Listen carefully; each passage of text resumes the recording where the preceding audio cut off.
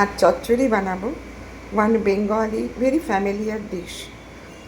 আমাদের ইউপিতে তো সবসময় কাটোয়ার ডাঁটা পাওয়া যায় না, তাই আজ আমি এখানে যে নোটের শাক আছে তার যে একটু শক্ত ডাঁটা সেগুলোকে কেটে নিয়েছি, তার সঙ্গে একটু পরিমাণ মতো তরকারি আর একটু কুমড়োর বিচিগুলোও রেখেছি, যাতে আজকাল বলে খাওয়া খুব ভালো।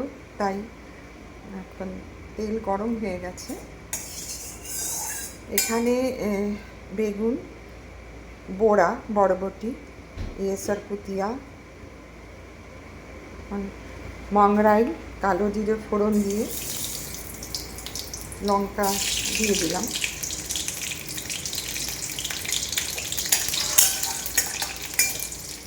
সব তরকারিতে আমি একটু লবণ মাখিয়ে রেখেছি যাতে এগুলো সহজে নরম হয়ে যায়।